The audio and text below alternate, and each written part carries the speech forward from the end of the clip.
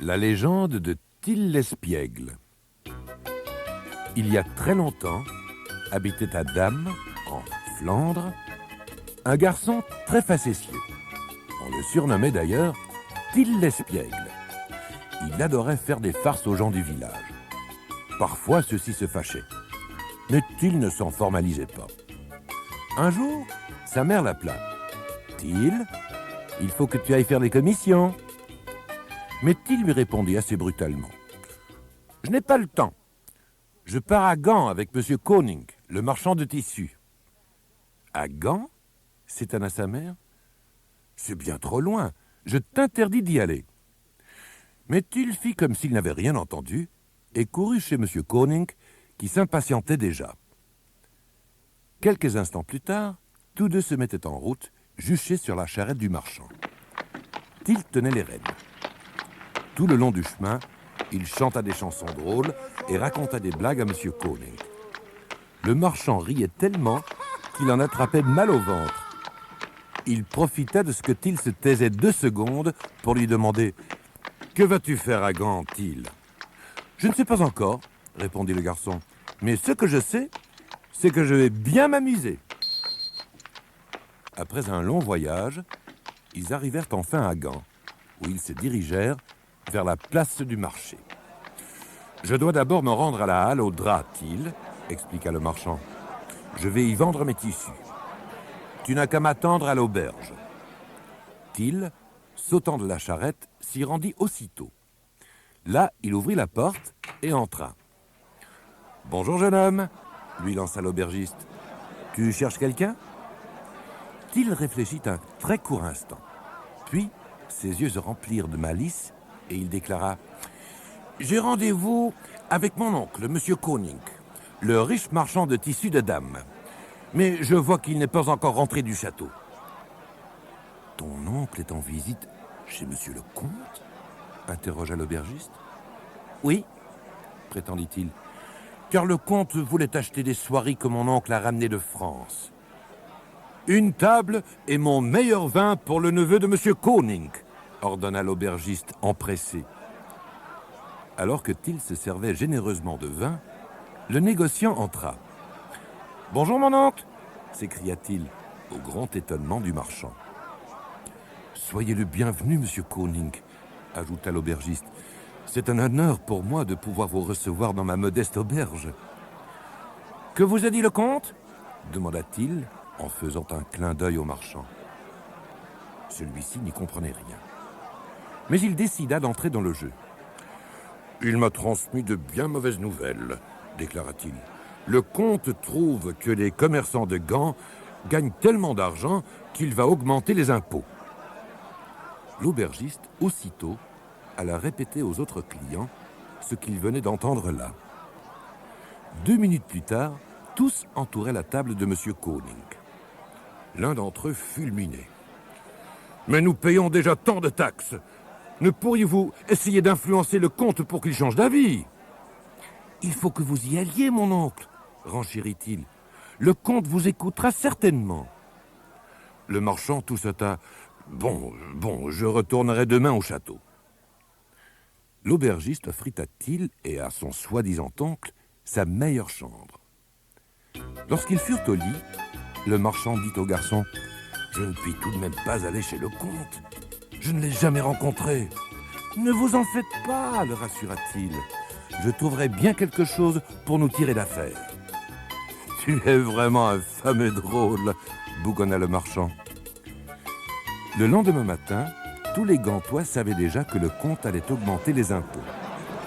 Rassemblés sur la place, devant le château, ils criaient leur indignation. À l'intérieur, le comte Philippe faisait les 100 pas, tout désemparé. « J'aimerais bien savoir quel est le cinglé qui a inventé cette ineptie !» grondait-il. Son épouse, la comtesse Anne, tentait de le calmer, mais en vain. « Jette donc un coup d'œil dehors !»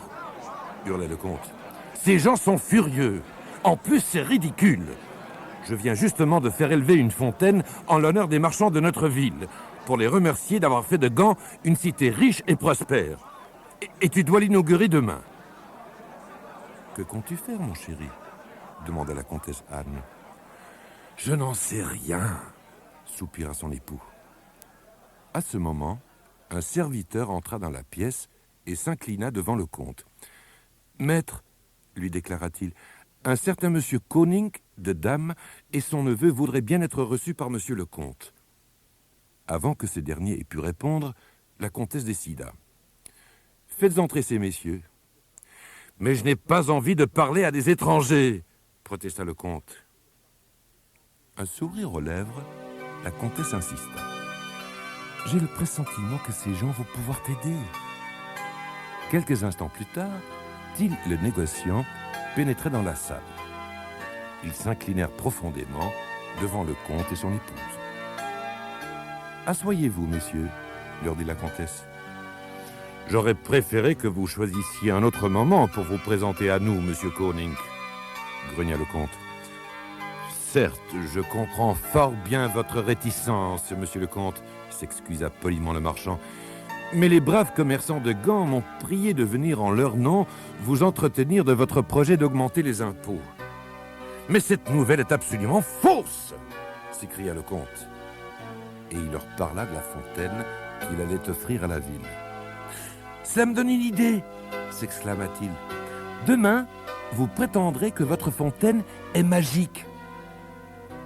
Que veux-tu dire? Lui demanda le comte. Je n'ai pas l'intention de tromper les gens de Gand. Ce ne sera pas nécessaire, expliqua-t-il. Il vous suffira de vous arranger pour qu'il coule du vin de votre fontaine. Vous laisserez les gens boire à volonté et ils ne penseront plus à vos impôts. Le comte éclata de rire. Tu es futé, mon garçon. Si ton plan réussit, je te nomme trésorier des finances de la ville. Monsieur Koning et son compagnon prirent alors congé de leurs hôtes. Dehors, le marchand gronda. « Si ton plan échoue, Till, nous nous retrouverons en prison. Moi, je rentre ce soir même à Dame. Et si tu étais malin, tu en ferais autant. »« Pas question, » affirma-t-il. « Mais dites à ma mère de ne pas s'en faire.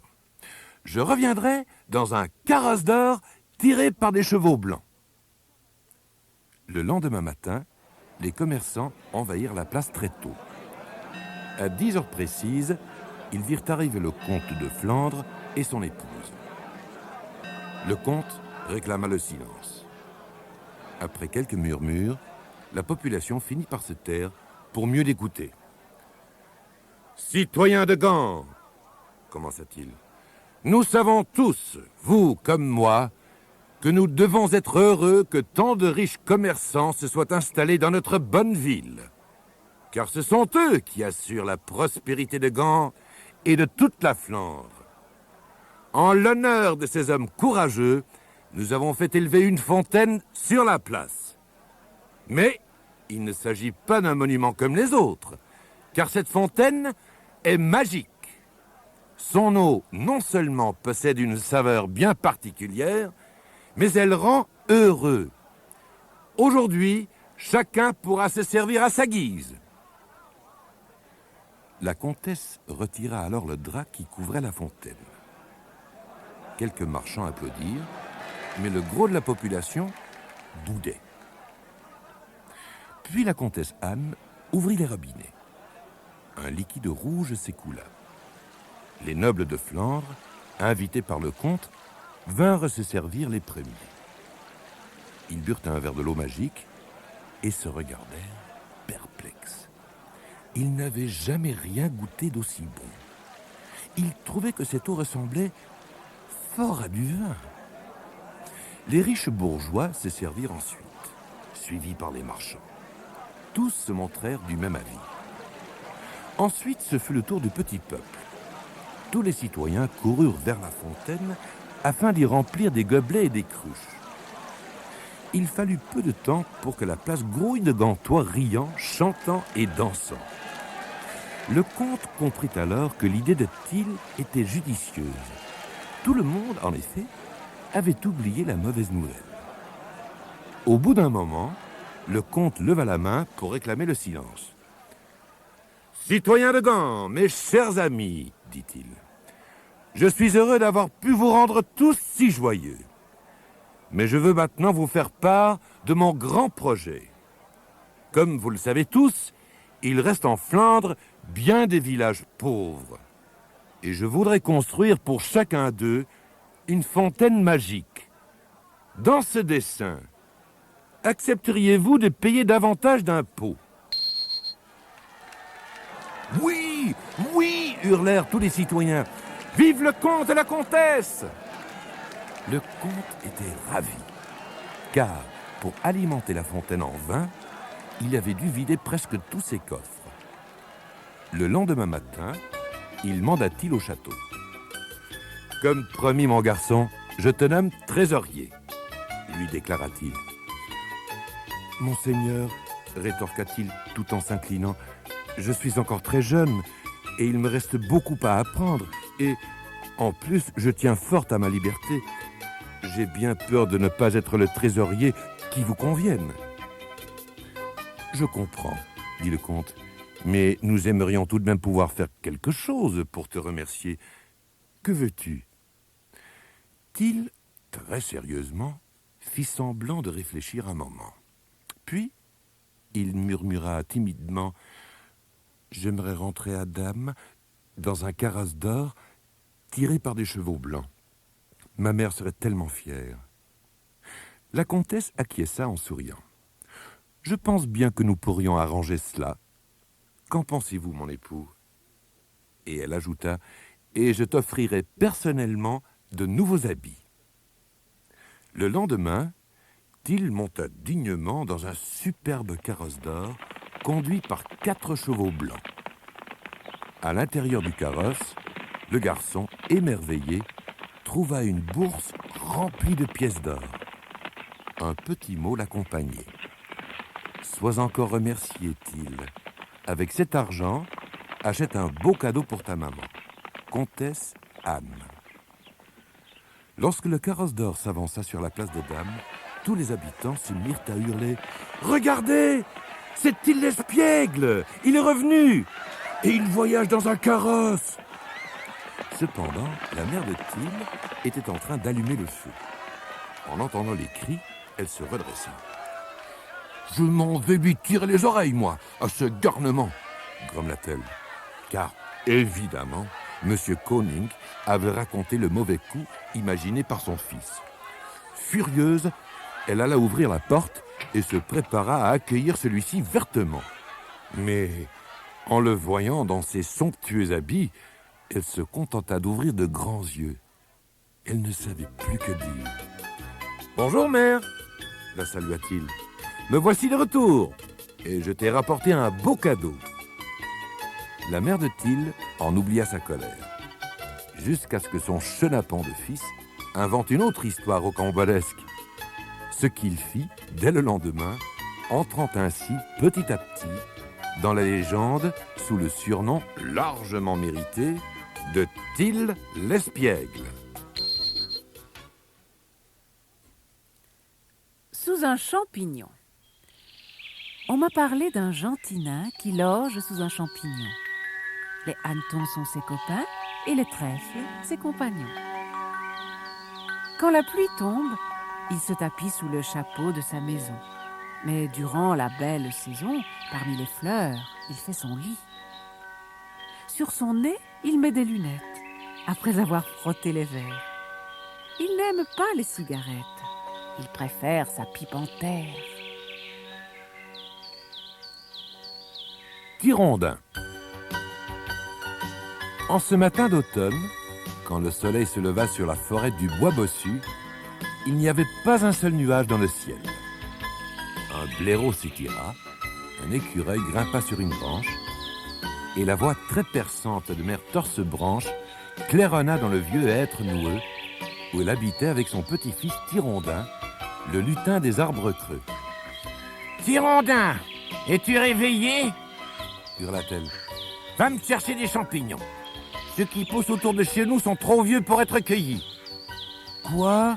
rouspéta Tirondin. « Tout de suite ?»« Mais oui, tout de suite. Sinon tu n'auras rien à manger ce soir, » menaça mère Torse-Branche. « D'accord, j'y cours, » soupira Tirondin. D'un coup de pied, Il rejeta sa couverture de feuilles mortes. Puis, il s'habilla et prit son chapeau où logeait Aranéa, son araignée magique. « Bonjour Aranéa, fit-il. « Oh, que se passe-t-il » s'écria l'araignée, brusquement tirée de son sommeil. « À qui donc parles-tu, Tirondin » grommela Mère Torse-Branche. « Je parierais que c'est encore à cette affreuse araignée. Moi, les araignées, je les mets dans mes gâteaux. » Et moi, pensa Aranéa, je ne finirai certainement pas dans les casseroles de Mère Torse-Branche. Ah, si seulement mes formules magiques pouvaient la changer en mouche, je la prendrais dans une de mes toiles. Allons, Tirondin, dépêche-toi, insista Mère Torse-Branche, et tâche de trouver des champignons bien parfumés. Tirondin marcha longtemps dans la forêt, explora soigneusement le pied des arbres, mais ne découvrit pas le moindre champignon. « Grand-mère ne va pas être contente, » murmura-t-il. Mais Aranéa sauta sur le rebord de son chapeau. « Pas question de rentrer les mains vides, » déclara-t-elle. Et, sans hésiter, ils s'enfoncèrent plus avant dans les sous-bois. Soudain, ils entendirent pleurer. « Mon Dieu !» s'écria Aranéa. « On dirait que quelqu'un a de gros ennuis. »« Courons !» décida Tirondin. « Je vais couper par le vallon. Ce sera plus rapide. »« Non !» cria l'araignée. « Ne fais pas cela. Regarde l'écriteau. »« Attention au... »« Zut ! Je n'arrive pas à déchiffrer la suite !» s'énerva Tirondin. « Mieux vaut emprunter le pont Passe-Partout. » Tirondin courut vers le pont. Avant de s'y engager, il s'arrêta pour reprendre haleine et les pleurs cessèrent. « Peut-être lui avons-nous fait peur ?» commenta Aranéa. « Tu crois ? Alors je vais essayer de l'appeler. » Et Tirondin hurla bien fort. « Oh là ! Il n'y a personne ?» « Vous l'avez dit, il n'y a personne, » lança une voix. « Laissez-moi. »« Mais j'ai couru jusqu'ici pour vous porter secours, » protesta Tirondin. Il descendit sur la berge, puis regarda sous le pont. Quelqu'un était assis sur un tronc d'arbre et se tenait la tête dans les mains. « Bonjour, » lança le lutin.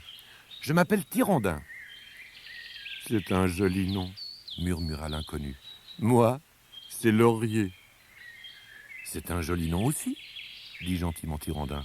« Mais on m'appelle plutôt Laurier larme à l'œil, » poursuivit l'inconnu. « Pourquoi donc ?» demanda Tirondin. « C'est comme ça. Depuis que je suis né, j'ai toujours été triste, » reprit l'inconnu en sanglotant de plus belle. « J'ignore ce que c'est d'être heureux. »« Oh, c'est pourtant facile, » coupa Tirondin. « Nous allons vous montrer, n'est-ce pas, Aranéa ?»« Bien sûr, » acquiesça l'araignée. « Attendez seulement que je prenne mon livre de formules magiques. » Aranéa sortit du chapeau, un grimoire dans une main et une baguette magique dans l'autre. Tirondin expliqua. « Aranéa est une vraie magicienne. Elle peut exaucer tous les vœux. Je suis sûr qu'elle va vous rendre heureux, Laurier. Allons, émettez un souhait. »« bredouilla Laurier. « Je voudrais une tarte aux pommes. »« Une tarte aux pommes ? Rien de plus facile, » s'écria Aranéa en feuilletant son livre. « Voyons, tabouret, tapis de bain, tarte aux cerises... Voilà, tarte aux pommes. » Et elle se mit à sautiller d'une patte sur l'autre, en agitant sa baguette et en scandant d'un air important « Boule de gui, boule de gomme, donnez-lui une tarte aux pommes. » Aussitôt, un grand éclair bleu zébra le ciel et un nuage d'étincelles enveloppa Laurier pendant quelques instants. « Mais qu'est-ce que j'ai autour du cou ?» demanda-t-il soudain. « Ma pauvre Aranéa, » s'exclama Tirondin, « tu t'es sûrement trompé de formule. Tu lui as fait une écharpe aux pommes. » Comme Laurier recommençait à pleurer, Tirondin lui prit le bras et essaya de le consoler. « Allons, essuyez vos larmes, ce n'est pas grave. Nous allons recommencer. Faites un autre vœu. Sniff, sniff, renifla Laurier. Je voudrais un robot siffleur et un voilier ou un château. Aranea chercha vite la formule dans son grimoire et agita sa baguette. Par la magie de ce rameau, venez, robot, voilier, château. Une nouvelle gerbe d'étincelles bleues jaillit et l'infortuné Laurier poussa un cri d'horreur. Oh non! Puis, il courut se cacher au plus profond de la forêt. Que s'est-il donc passé, Aranea? Interrogea Tirondin. Ta formule l'a fait disparaître? Mais non! Oh, je ferais peut-être mieux de porter des lunettes au lieu de lui fournir un robot siffleur ou un voilier ou un château. Je l'ai nanti d'une robe à fleurs et d'un soulier à son chapeau. Je comprends pourquoi il s'est enfui, compatit Tirondin. Viens, Aranea, allons le chercher. Tirondin et l'araignée suivirent les empreintes de pas de Laurier. Celles-ci les conduisirent jusqu'au vallon. Là, Tirondin s'arrêta de nouveau devant l'écriteau. Mais à peine commençait-il à lire « Attention au » qu'il entendit crier. « C'est Laurier, vite! Allons voir ce qu'il a !» cria Tirondin. Sans se préoccuper de l'écriteau, les deux amis coururent vers l'endroit d'où venaient les cris. Quand ils retrouvèrent le disparu, ils n'en crurent pas leurs yeux. Laurier, l'arme à l'œil, se tordait de rire, tandis que des branches d'arbres lui faisaient des chatouilles. « C'était cela l'écriteau !» conclut Tirondin. « Attention aux chênes chatouilleurs !» Quand les arbres eurent cessé leur manège, Laurier reprit sa respiration et se sécha les yeux. « Mais qu'est-ce qui vous fait rire ?» s'étonna-t-il. « Les chênes chatouilleurs vous ont-ils aussi malmené ?»« Non, c'est votre rame. Vous êtes d'un drôle !» s'esclaffèrent Tirondin et l'araignée. « Oui, mais je suis heureux surtout, » ajouta Laurier. « J'ai enfin appris à rire. Merci, mes amis.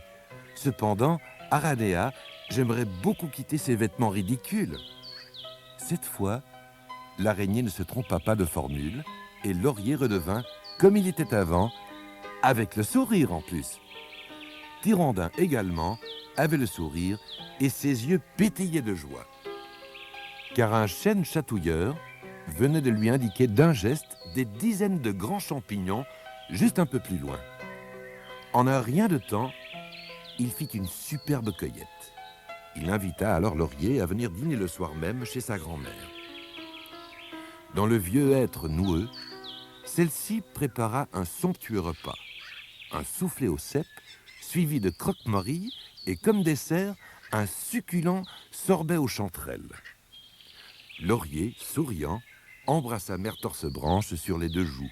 Puis, très ému, il y alla même d'un petit discours. « Merci pour ce merveilleux dîner. Je n'ai jamais rien mangé d'aussi bon, dit-il. Cette journée fut une véritable fête pour moi. Non seulement j'ai appris à être heureux, mais en plus, je me suis fait 3 amis. » Tirondin va au marché. Ce matin-là, en se réveillant, Mère Torse-Branche s'aperçut qu'elle avait un gros rhume. « Atchoum !» cria-t-elle. Tirondin accourut dans la chambre de sa grand-mère. « Tu as besoin de moi ?» s'enquit-il. « J'ai un rhume terrible !» se lamenta Mère Torse-Branche. « Passe-moi dans mon mouchoir. Je l'ai accroché derrière la porte. » « Quoi ? Cette chose-là ?» se moqua Tirondin en décrochant un immense carré de tissu. « Je croyais que c'était un drap. »« Oh, petit insolent !»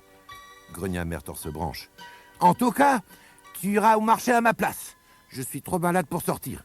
Tiens, je t'ai préparé la liste de tout ce qu'il faut acheter. »« Tu peux compter sur moi, grand-mère, » déclara fièrement Tirondin. Il prit son chapeau, celui où habitait Aranea, son araignée magique, le mit sur sa tête et sortit. Juste à ce moment, Mère Torse-Branche se moucha si fort que tous les arbres du bois bossu en tremblèrent. Tirondin traversa la forêt et arriva bientôt au marché où s'alignait une foule d'échoppes.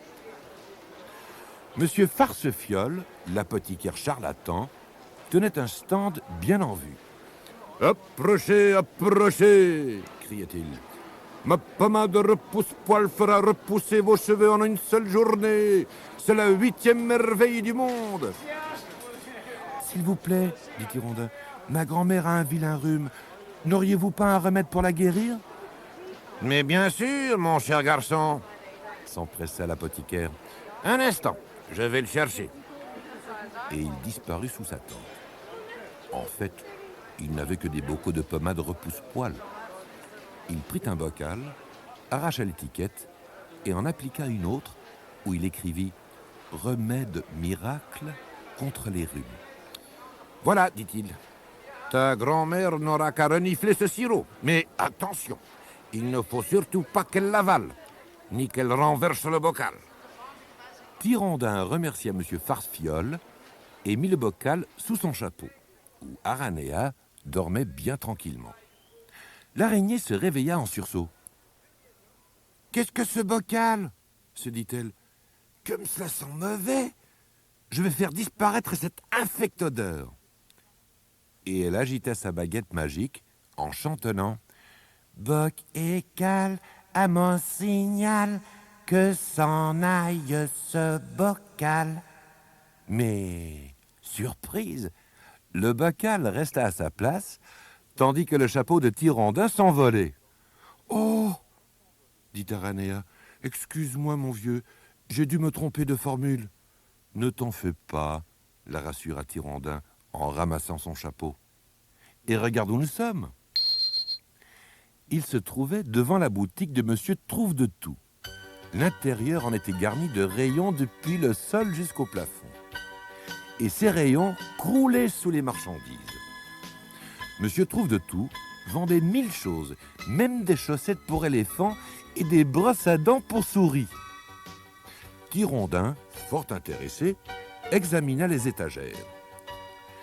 Il y avait là des ailes de papillon, des os de baleine, des tours de cou pour les vautours et des recueils de chansons pour les rossignols. Il y avait aussi des livres de lecture pour les taupes, des guides pour se promener sur la mer, une radio silencieuse et un portrait de l'homme invisible. Aranéa, elle, était ravie, car elle avait découvert un pyjama à 8 jambes au rayon des articles pour araignées. « Mais c'est bien le petit-fils de Mère Torse-Branche !» s'exclama Monsieur Trouve-de-Tout. « Comment va ta grand-mère ?»« Mal, » répondit Tirondin. « Elle a un gros rhume et je dois faire le marché à sa place. »« Eh bien, je t'écoute. Dis-moi ce qu'il te faut. » Tirondin sortit la liste de sa poche, mais il s'aperçut alors que sa grand-mère, en indiquant ce qu'elle voulait, avait omis de préciser les quantités. Qu'à cela ne tienne. Il allait essayer de deviner. Commença-t-il. 2 sacs de lait, 30 radis, 20 kilos de jambon. Entier ou en tranches? Questionna Monsieur Trouve-de-Tout. C'est égal, fit Tirondin. Il suffit qu'il soit bon. Et puis, un pot de pain et une douzaine de choux. Vert ou rouge? Interrompit le marchand qui s'amusait beaucoup. Bien mûr, naturellement, répondit Tirondin. Sera-ce tout?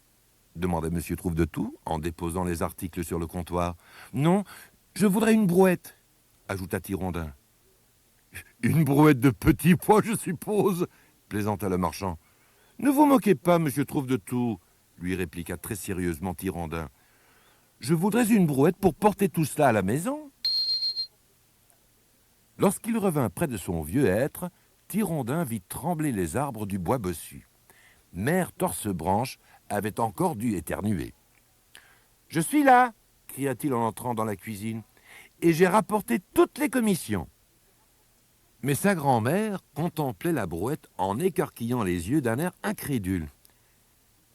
Qu'est-ce que cela? Qu'as-tu donc acheté? S'effara-t-elle. J'ai fait de mon mieux, expliqua Tyrandin. Pas vrai, Aranéa? Bien sûr, renchérit l'araignée d'une voix aiguë.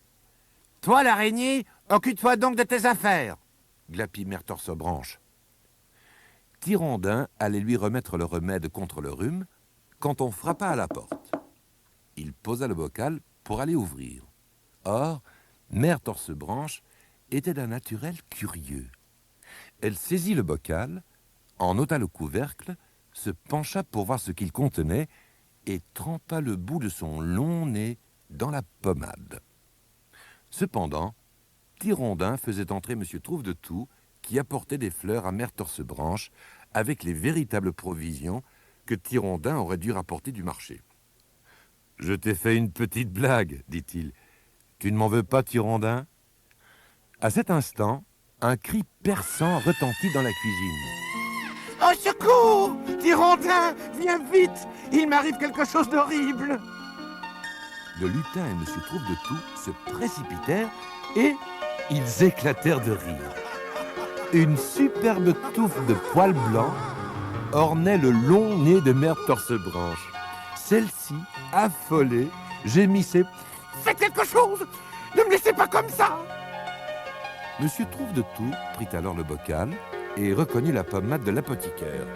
« Ne vous inquiétez pas, la rassura-t-il. Cette mixture n'est pas efficace. Son effet cessera avant ce soir. » Cependant, les gros poils duveteux tenaient le nez de Mère Torsebranche bien au chaud.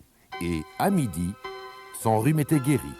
« Pour fêter cela, décida-t-elle, je vous invite tous à goûter, même Maranéa, à condition qu'elle s'essuie soigneusement les pattes. Que diriez-vous d'une bonne tarte au miel,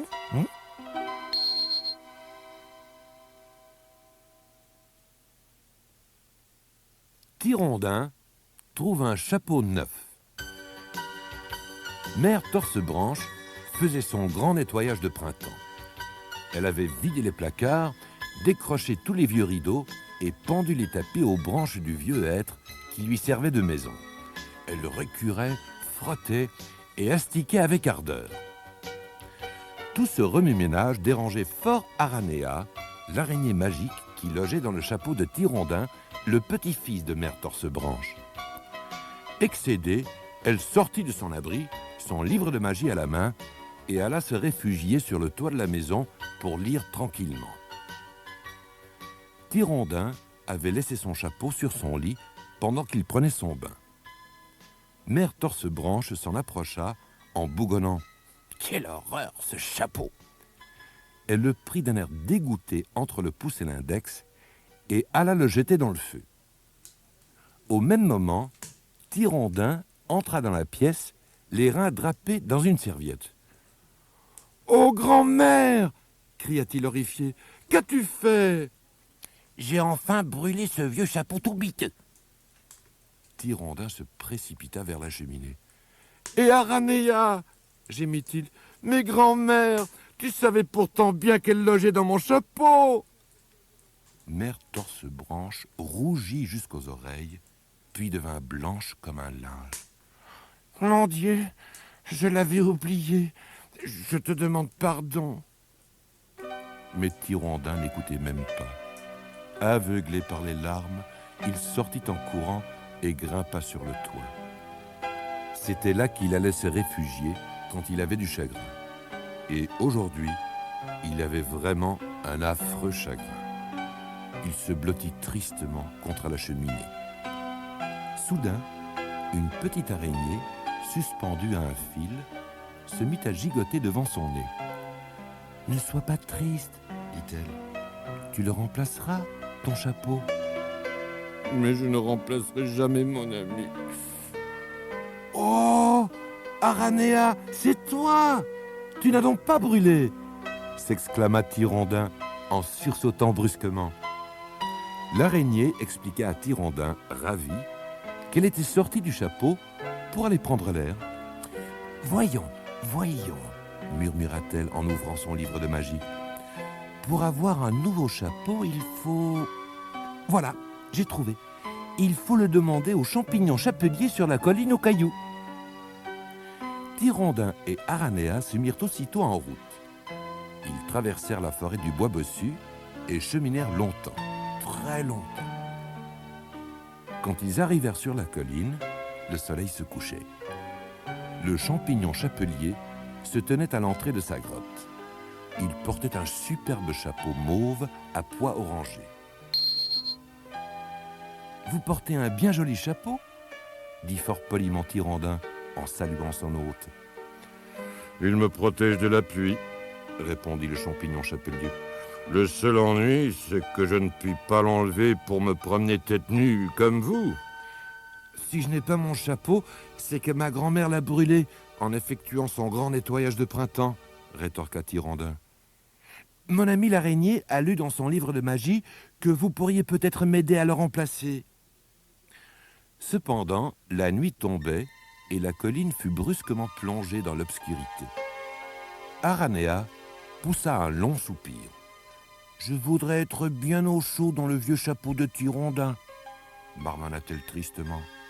« Courage, » la réconforta gentiment le champignon. « La lune va bientôt se lever et alors vous verrez. » En effet, la lune monta lentement dans le ciel avec son brillant cortège d'étoiles scintillantes, et toute la colline s'en trouva illuminée. « Oh, on dirait que la terre tremble !» chuchota soudain Aranea à Tirondin en claquant des dents. L'un après l'autre, des champignons surgissaient du sol, puis grandissaient en un clin d'œil. Ils arboraient chacun un chapeau différent. Il y en avait un grand en forme de moulin à vent, et un autre en forme de pendule, et d'autres encore à l'aspect de parapluie, de cheminée, de puits, de serrure. Bref, tous les chapeaux possibles et imaginables se bousculaient à qui mieux mieux. « À toi de choisir, Aranea, » proposa Tirondin. « C'est toi qui vas y habiter. » L'araignée visita le chapeau en forme de gâteau d'anniversaire, puis celui qui avait l'air d'une cafetière. Mais il n'était pas à son goût. Après avoir fureté partout, elle déclara « C'est celui-là que je préfère. » Et elle montrait un champignon tout ratatiné, coiffé d'un chapeau en tout point semblable au vieux chapeau de Tirondin, à une différence près, un grelot était attaché au bout. « Ça ne te fait rien si on reprend le même ?» demanda-t-elle à son ami. « Je l'avais repéré depuis le début, » répondit Tirondin. « Mais je pensais que tu voulais changer un peu. » Le champignon chapelier cueillit le chapeau, en essuya la rosée qui s'y était déposée, et le planta sur la tête de Tirondin, qui le remercia chaleureusement. Aranea s'empressa de grimper dans son nouveau logis, puis tous deux rentrèrent chez eux. Quand ils s'approchèrent du vieux hêtre, les premières lueurs de l'aube filtraient à travers les arbres du bois bossu. Mère Torse-Branche était toujours assise dans la cuisine. « Je n'ai pas pu fermer l'œil de la nuit, » soupira-t-elle en voyant entrer son petit-fils. « J'ai tant de remords, c'est affreux ce que j'ai fait. » À cet instant, elle remarqua le chapeau de Tirondin. « Où as-tu déniché ce chapeau? Il est encore plus usé que l'autre. » Comme elle observait le couvre-chef d'un air réprobateur, Aranea ouvrit une petite fenêtre et agita une patte. « Ah !» hurla Mère Torse-Branche. « L'araignée, c'est un fantôme !» Et elle faisait une grimace tellement horrible qu'Aranea et Tirondin éclatèrent de rire. Quand ce dernier retrouva enfin la parole, il expliqua ce qui s'était passé. « J'espère que tu ne brûleras plus jamais aucun de mes chapeaux, » conclut-il. Mère Torse-Branche, bientôt remise de sa frayeur, se mit à rire de soulagement. Le grelot du nouveau couvre-chef de Tirondin s'agitait en cadence et tous les habitants du bois bossu rirent à leur tour en l'entendant.